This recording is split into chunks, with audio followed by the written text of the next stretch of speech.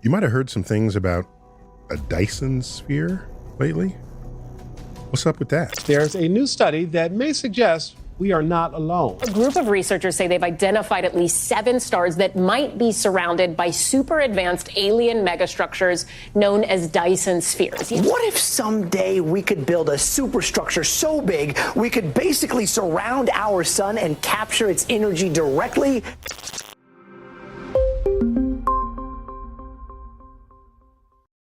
There's something called a Kardashev civilization, named for Nikolai Kardashev. He was an astrophysicist. If you look at the history of what we call great civilizations, one of the things that distinguishes them is their capacity to generate and consume energy. And so if that's the case, you can think of levels of civilization based on how much energy they consume. And thus was born the Kardashev scale. A civilization that's level 1 on this Kardashev scale has the power to harness the energy of its home planet. And that's extraordinary when you think about what that involves. On our home planet, there's the energy of volcanoes, of tornadoes, of hurricanes, and of earthquakes. This is Earth exhibiting a display of energy that typically we run from or die from. If we could control all of that, that would be an extraordinary state of our civilization. Tapping a volcano of its energy so that you now can use that energy to run the city that the exploding volcano would have otherwise leveled. So we're not there yet, but that would be a civilization type 1. Civilization type 2 on a Kardashev scale is, well, what else is generating energy out there? Well, our host star, the sun. So imagine we had total control over the sun's energy. Right now, we just set up a few solar panels here and there, and it's, whatever energy happens to get there on a clear day and not at night, that we're tapping some of the energy of the sun. But the sun is emitting energy in every single direction in space. So imagine you could harness all of that energy.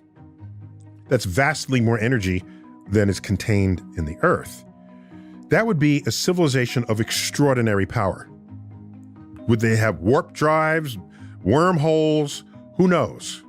They'd be traveling across the galaxy, between galaxies, because the energy is so plentiful and they have access to it and especially can control it. It's a big factor when you have access to awesome supplies of energy. That would be scale 2. 3 on the Kardashev scale would be you can control all the energy of all the stars in your galaxy. So our galaxy, the Milky Way, has several 100 billion stars. So if you found some way to harness all of that, oh my gosh, this is, who can imagine what that is? Can you create universes? Who knows? I don't know. I can't think that far ahead. What I do know is that it would be awesomely dangerous, as any new access to energy has always become when in the hands of bad actors on the geopolitical stage. So what this has done is enabled some people, some colleagues of mine, to say, if there's a civilization type 2 controlling all the energy of its host star, would we be able to see that in our data? There's so much data now available with many telescopes that has observational and spectroscopic data of billions of stars. Billions. We have observational data on billions of stars in the universe, not only in our galaxy, but other galaxies. And so if there was a type 2 civilization, could you detect it? What would it look like? Well, a couple of things. If you're looking at invisible light, the kind of light that the sun primarily gives off, they would be blocking that light to absorb that energy for their needs. So you would see an ordinary star just begin to disappear as they built structures around it to absorb that energy. There's an interesting fact here. Well, there's no such thing as a free lunch in the universe. You can't just take the sun's energy and then have the energy disappear. It manifests in other ways. You know how it manifests? As heat. Heat. You know this intuitively, even if you've never thought about it. If you have an internal combustion engine car, the kind with pistons, all right, you put in gasoline, that gasoline burns via pistons and spark plugs and all right to move the car forward, and the engine gets hot. Your use of that energy not only propels your car forward, but also turns into heat. If there's a civilization that managed to completely enclose its host star, it would get rid of all the visible light, because that's high quality energy that it's using. It takes that light through the solar panels. The star would slowly disappear from a, quote, a regular looking star and would ultimately appear as a red glow in your infrared telescopes. So there was a recent study in a peer-reviewed journal, the Monthly Notices of the Royal Astronomical Society, one of the more respected journals in the world, of a study that's just simply looking for these red glowing blobs in the galaxy, in the pre-existing data that's already out there. Didn't even have to design a telescope for this. The telescopes are already bringing in the data. They're just asking a different question on those images. So out of a sample of millions of stars, they found 7 candidates that might be one of these type 2 civilizations. Or it could be some gas cloud that was warmed up and is radiating infrared. So, of course, the press loves aliens.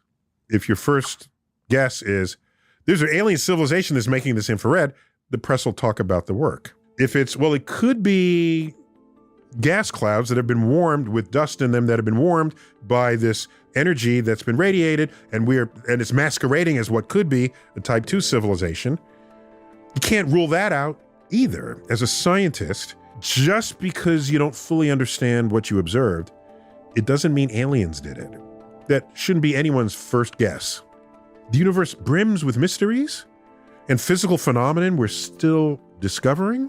And so, yeah, I tend to be a little more conservative about that. A friend of mine died a few years ago, Freeman Dyson, a brilliant physicist. He came up with the idea of an entire sphere. So a Kardashian civilization type 2, they just simply have control over all of the energy of their host star. One way to do that is to build a sphere around it that completely encloses that star. So no energy escapes your detectors, your panels. It just needs to have the power to tap that energy for whenever it needed it for whatever purpose. And you can imagine strips of panels. It wouldn't have to be the entire, let some energy get out. If you needed it, maybe those panels can close up and open again, like those stadiums that open and close in the rain or in the hot sun. And there's no telling what inventions, what discoveries, what new understandings of the universe would unfold in those civilizations versus ours, a type 0 civilization. So that's what's up, in case you were wondering. The long and short of what it is to harness energy that's all around us. Till next time, keep looking up.